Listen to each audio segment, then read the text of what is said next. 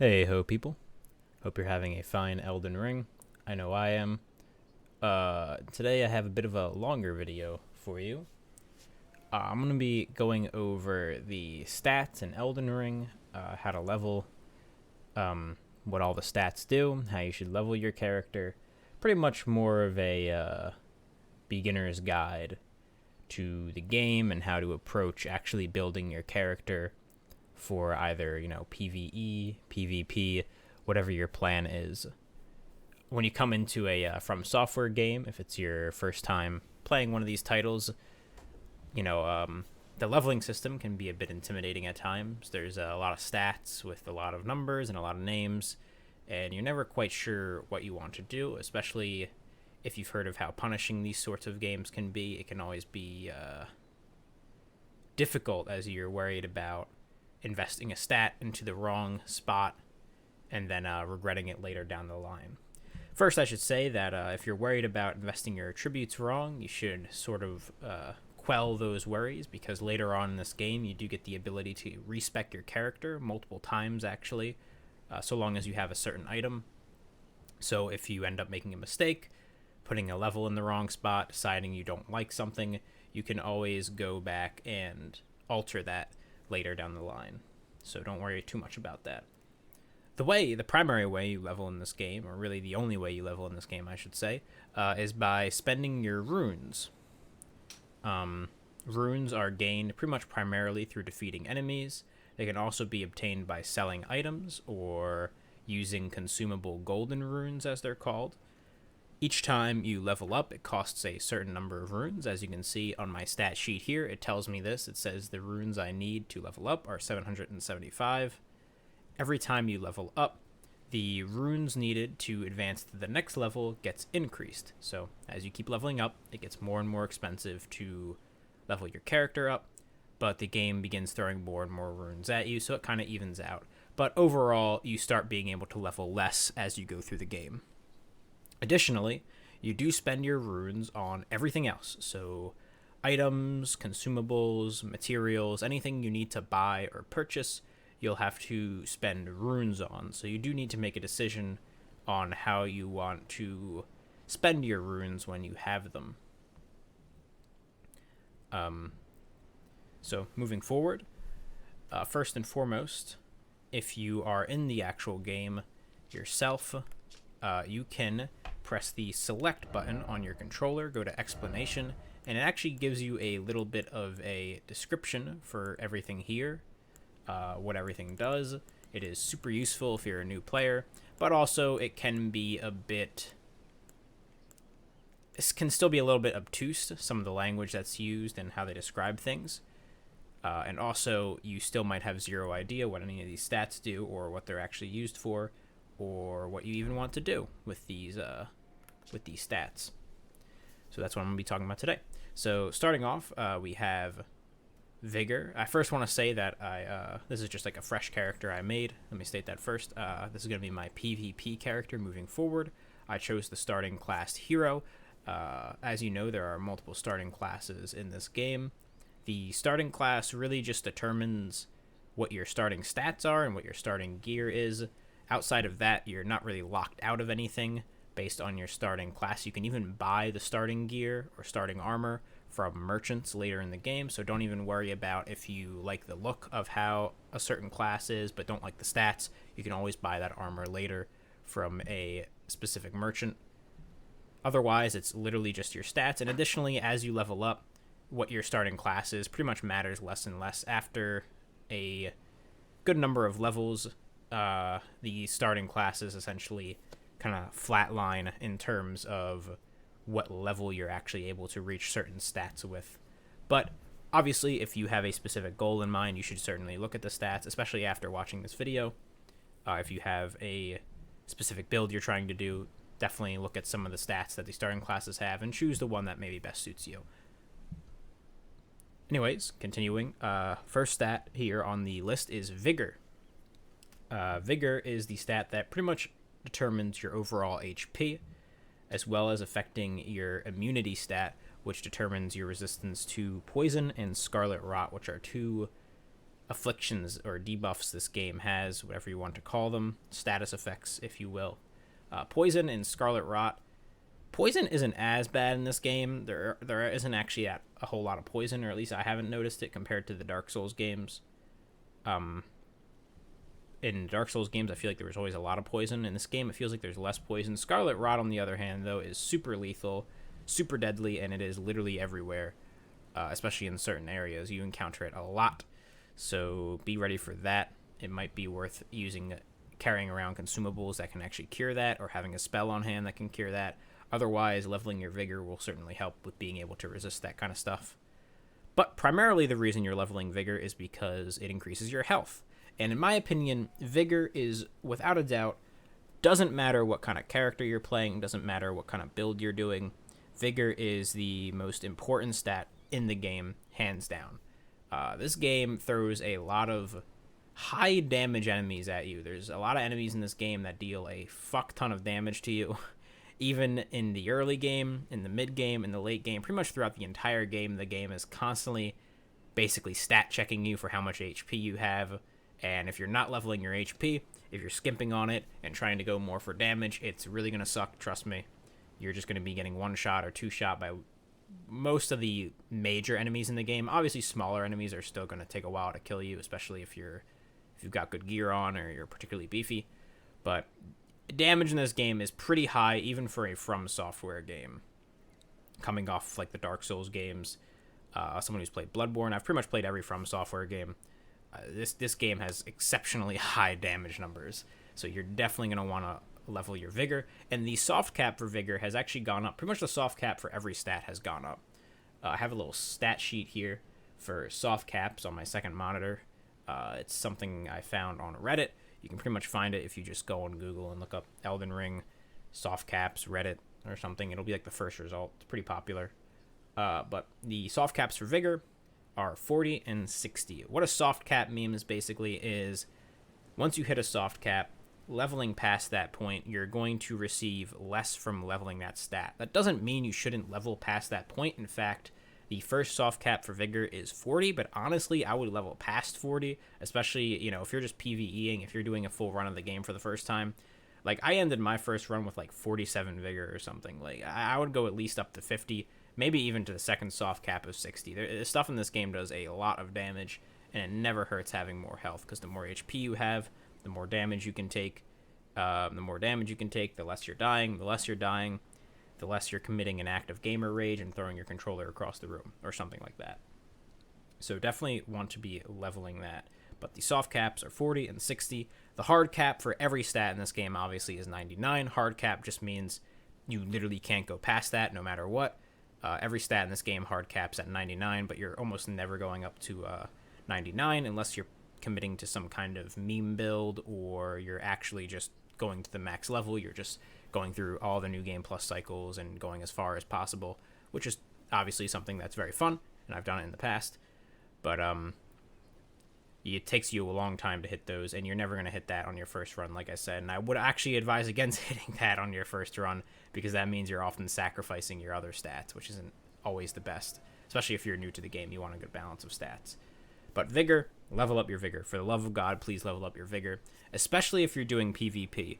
Something I'm noticing about the PvP in this game from the bit I've done, the good bit I've watched, shit does a lot of fucking damage in this game. And especially in invasions, which is what I'm planning to do, you can get 0 to 100 real quick. It's very easy to just die in an instant.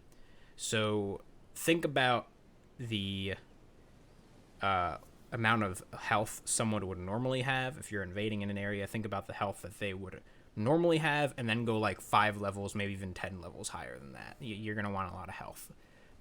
So TLDR, Vigor increases your health, and it also helps resist poison and Scarlet Rot.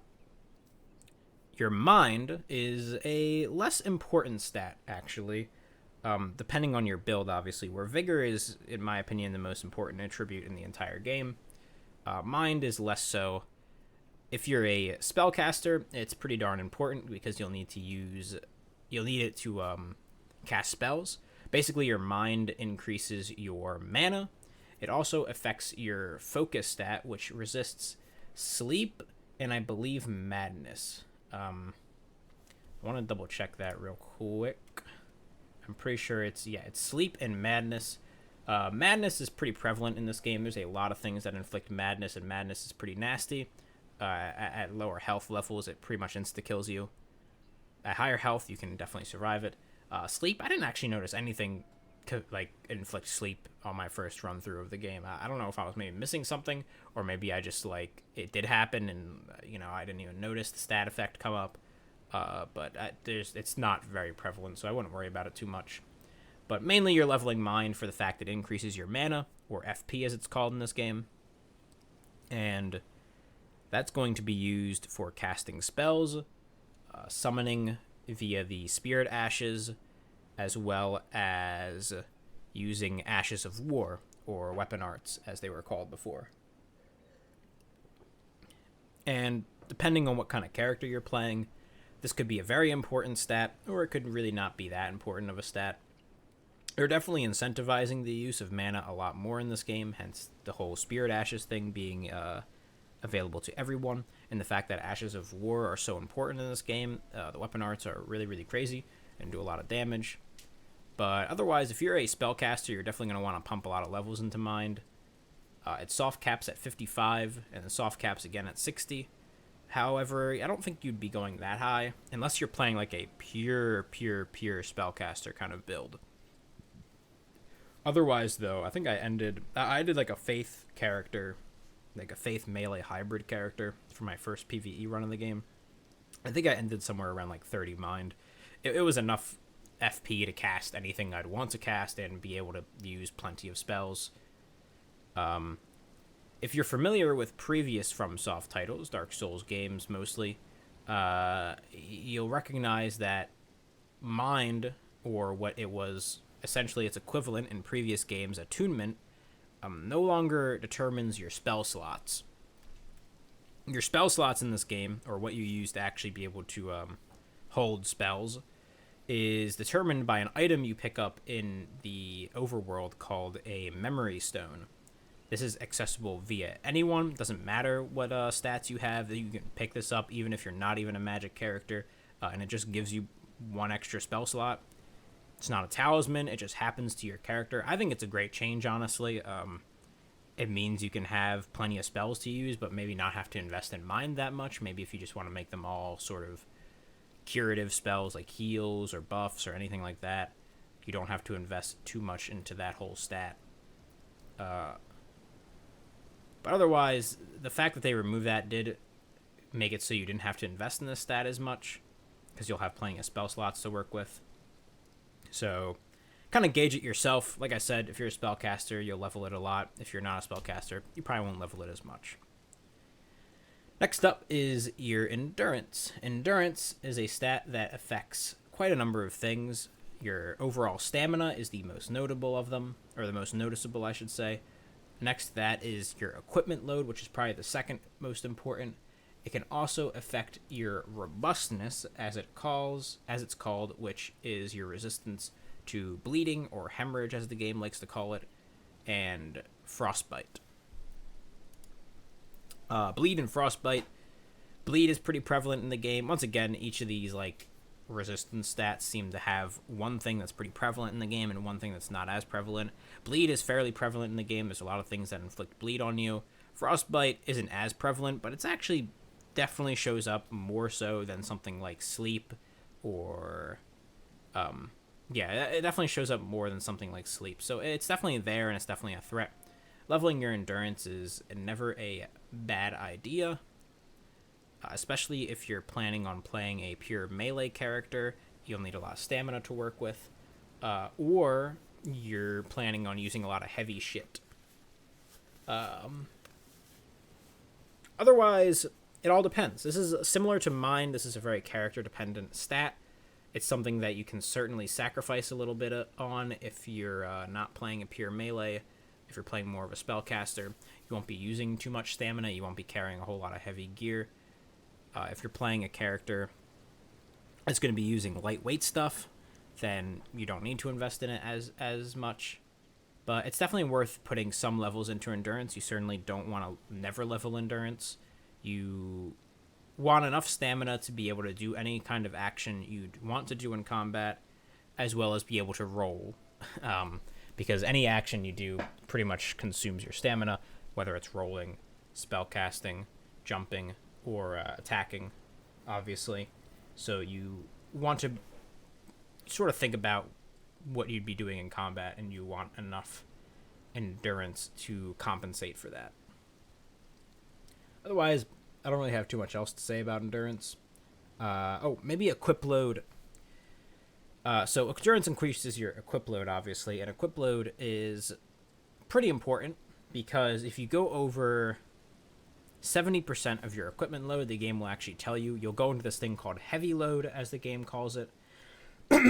Sorry.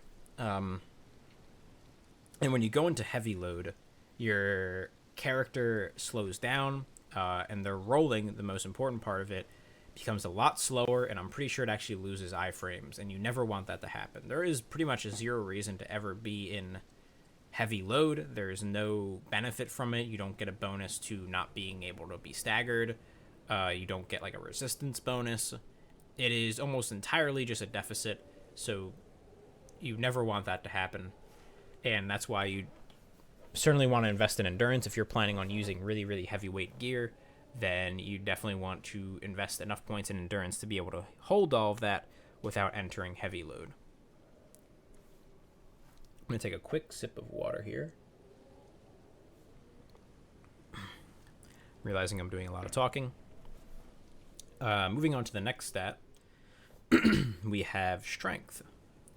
Strength is one of two, I guess, sort of physical damage stats in this game. One of 2.5. We'll say 2.5 because there's one later that's like kind of a physical damage stat. But we're past sort of the main three attributes in this game, which is like vigor, mind, and stamina, shown as like representative of like the three bars at the top left of your screen being your health, mana, and stamina. And now the last 5 stats are a bit more character specific and are really going to mold how your character is actually played. The first one is strength, as we stated, and strength determines both your ability to wield certain weapons, shown by the strength icon. I should actually show this to you so you know what the fuck I'm talking about. So let's take this battle axe right here. As you can see, under attributes required, there is STR, which stands for strength. You have Dex, which is dexterity, Int, which is intelligence, FAI, which is faith, and ARC, which is arcane. And attributes required is always going to list the stats that you need to actually properly wield the weapon there. If you don't meet one of those stats, then the weapon does significantly less damage than it would actually normally do. So you pretty much never want to wield a weapon that you don't have the stats for. There is no reason for it. You don't get any benefit out of it. So just don't do it. The game makes it very obvious to you when you can't. If you put on a weapon that you can't properly wield, the game actually tells you, and it'll label the stats that you're missing in red. Otherwise, additionally, next to that, you notice the attribute scaling category there.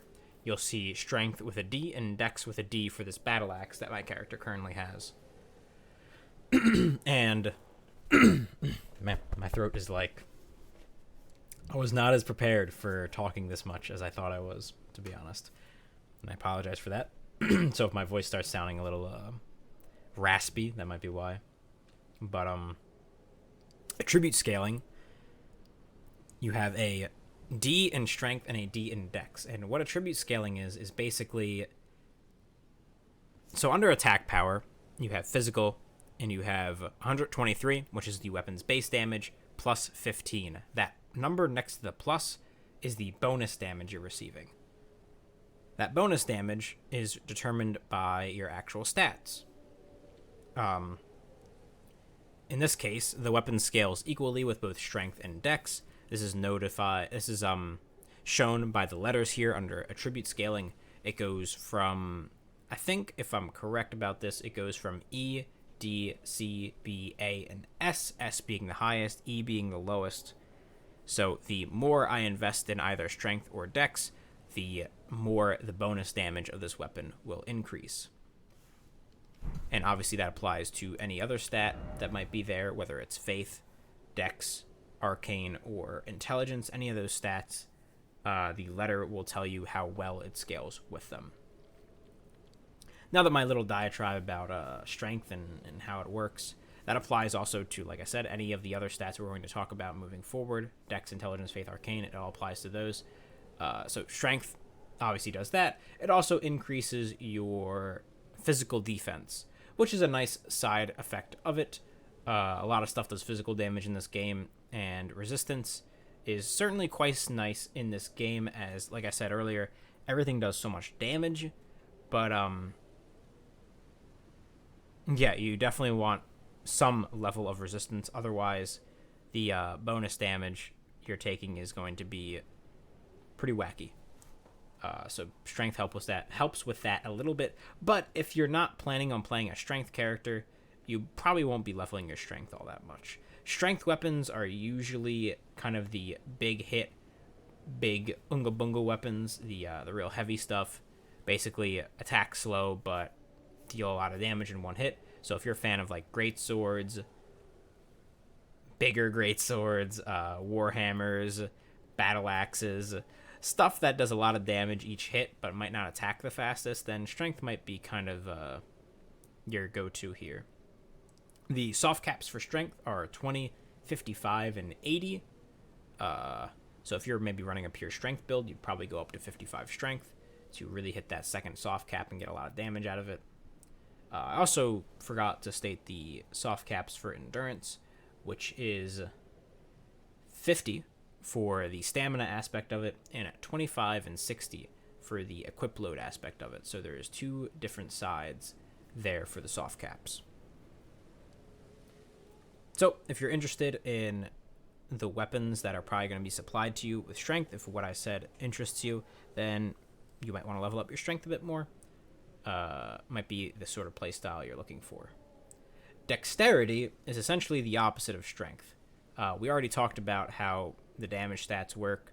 Dexterity determines if you can actually wield the weapon, as long as you meet the necessary dex requirement, as well as increasing the damage of any weapon that scales with dex. Dex also does a couple of other things.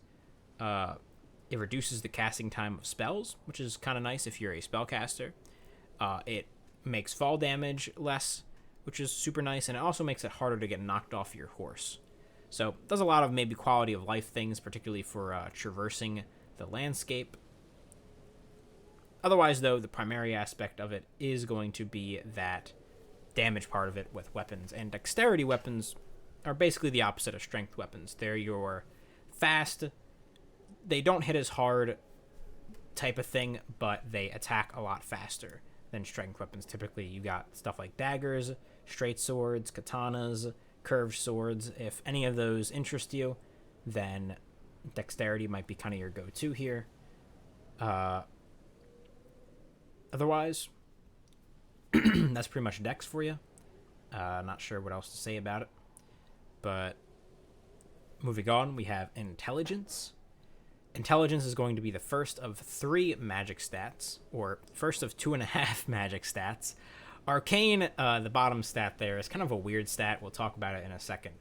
But it's kind of like half a physical damage stat and half a magic stat. But intelligence is fully a magic stat. And there are 2 forms of spells in this game, 2 major forms of spells, and that's sorceries and incantations.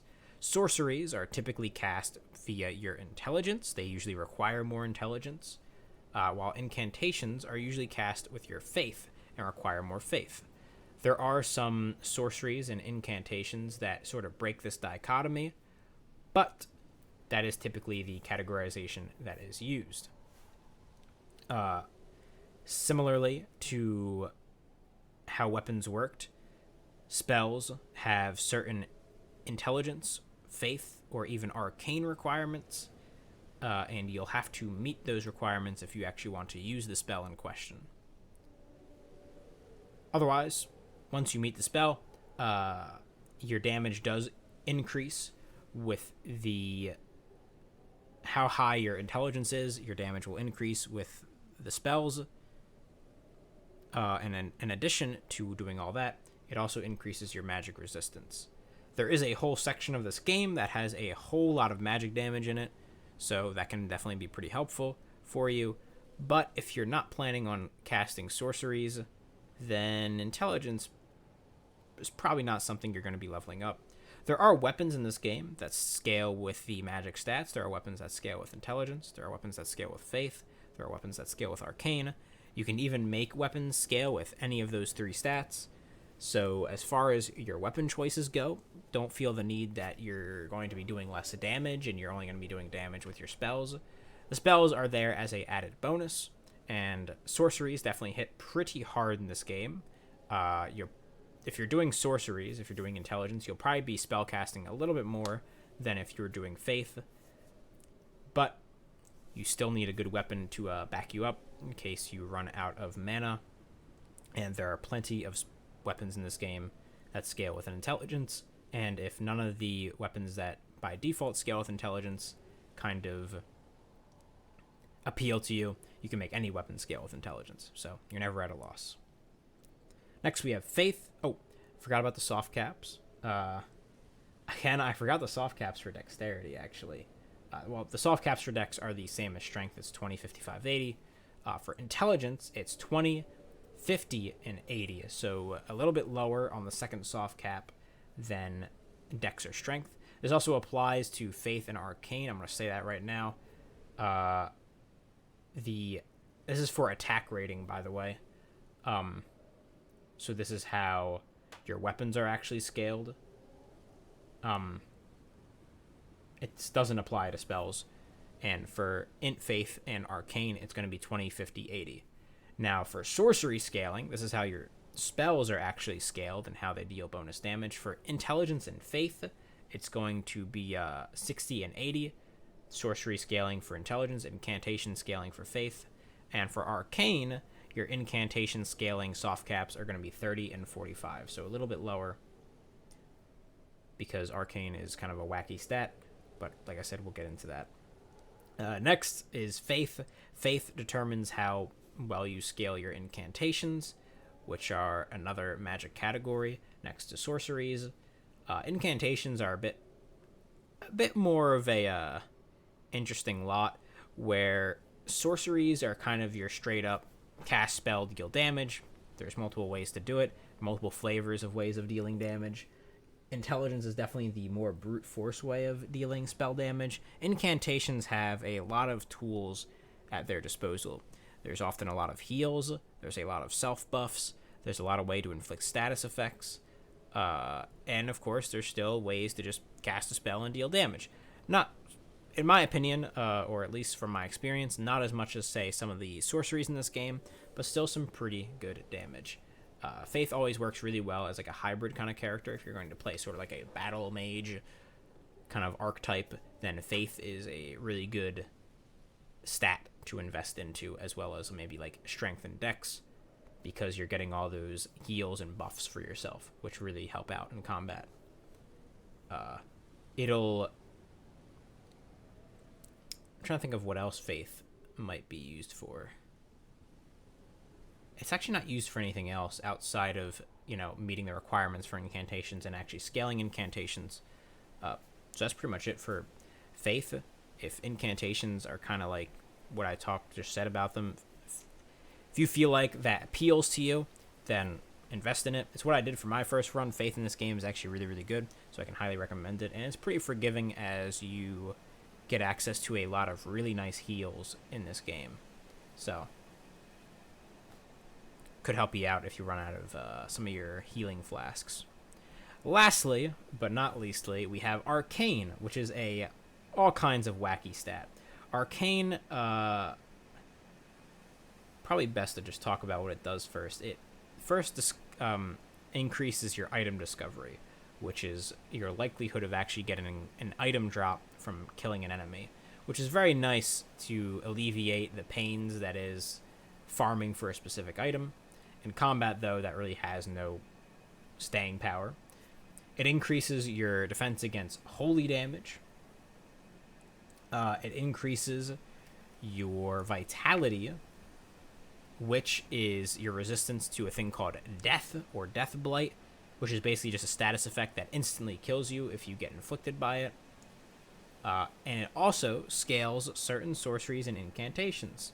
Some sorceries and incantations are spicy, and they have an arcane requirement and an arcane scaling on them. So if you're interested in that kind of thing, you might have to invest in some arcane if you're doing an int or a faith-based character. Arcane also scales some of the weapons in this game. A lot of the times, a lot of blood-based weapons are scaled with arcane. Weapons that inflict bleed or have this kind of overall bleed aesthetic will scale with arcane. You can also just make any weapon in the game scale with arcane. So arcane does a lot of things. It's kind of a jack of all trades stat, I guess. But you can certainly invest in it as your primary stat. There's a lot of really cool arcane stuff in this game that I haven't really messed with, that I'm planning to mess with, actually, for this character. A lot of the blood-based weapons, like I said, just look real sick. If you're a big fan of blood, or kind of like the blood aesthetic, or inflicting bleed, I'd say invest with arcane. A lot of status effects seem to scale with arcane in this game, so I'll just say that right off the bat. But otherwise, it is another means to the end of dealing damage in the 5 stats that you have for that. So, depending on what sort of description maybe was the most appealing to you, you'll want to level that stat up. So obviously, how do you want to actually level your character? Or how do you want to plan to level your character? Because being able to decide on a playstyle is super easy, but actually deciding how you want to level that character can be a bit more difficult. As I stated, Vigor is always a necessity. You want to level plenty of Vigor. You want to be able to not be one-shot. So it's kind of hard to get a feel for it, but by the end of the game, you probably want around 50 Vigor. That's going to be your end goal, I'd say. I'm just going to say that. 50 to 60 Vigor should be your end goal for Vigor. And if you want to make the early game pretty nice and pretty easy, definitely want to reach at least 20 to 30 Vigor towards the end of the early game, maybe towards the end of Limgrave going into the second area. It'll make the rest of the game, or at least the rest of the early game, a very relaxed breeze for you, as you won't be in threat too hard of dying instantly or dying a lot. Otherwise, in terms of what stats to level, maybe pick a weapon that you like. If there's a weapon that piques your fancy, particularly in the early stages of the game, you'll want to stick with something for a little bit, I would say, because the game doesn't give you a whole lot of weapon upgrade materials early on. It waits until a little bit later to throw those at you. So you'll want to pick a weapon and kind of stick with it for the early parts of the game. I'd recommend exploring the first area, Limgrave, and checking out all that it has to offer for you. Limgrave does a really nice job of giving you just an absolute shitload of gear to experiment with. There's literally something for everyone in Limgrave. I'm pretty sure there is a weapon that scales with basically every stat in the area. So you'll want to explore it, track that gear down, and kind of invest for it. You'll want to obviously reach at the very least, the minimum requirements for the stat to actually, or for the armament or weapon to actually be able to use it. And then outside of that, you'll want to look how it scales and invest in that stat a lot. So if your weapon primarily scales with intelligence, you'll want to hit that second soft cap, which is 50 that we'll be talking about, and probably throw in some spells as well into the mix. And since you'll be casting spells, you want to level up your mind, probably at least to 20 to 30, and then maybe throw in a little bit of endurance to have no stamina problems, be able to wield things comfortably, not have to worry about equip load. So maybe your endurance to 15 or 20 for that sort of character. I'm just spitballing numbers, but that is the basis of how you plan a character. Pick a weapon, get the minimum requirements, level up the stat that is associated with the highest scaling part of the weapon. If it's multiple things are the highest, then you have multiple stats you can level, or you can level both of them. Totally up to you. But that is the general way you want to plan a character in Elden Ring. It's not too hard. Once you kind of get into the game, you'll start to realize the stats you're supposed to be leveling up. And once you start leveling up those stats, the rest of it is pretty easy. Anyways, I don't think I have too much else to say about the stats. I'm trying to think to make sure I didn't forget anything. I guess one more thing we could talk about is go into the detailed view here. Let's go to explanation real quick. There is a stat that is not often talked about, or at least is hidden away from you, and is the Poise stat. And Poise is actually pretty important. Poise basically determines how hard it is to stagger your character. The higher your Poise, the more shit you can deal with before your character decides to get staggered. It's super nice. Your Poise is mostly determined by your armor. The heavier your armor is usually, the more Poise it's going to give you. And obviously, if you want to achieve higher Poise, you're going to have to level up your endurance for a higher equip load. Outside of that, though, I don't think I really have much else to say. I hope this video helped if you're a new player. I know it was kind of a bit rambly at some sections, but I tried to make it as cohesive as possible. Maybe not the most interesting thing, but I hope I shed some light on what each stat is kind of used for and what kind of exists in each stat. Regardless, I hope you have a great time. Hope you have a great day. And until the next one, I'll see you later.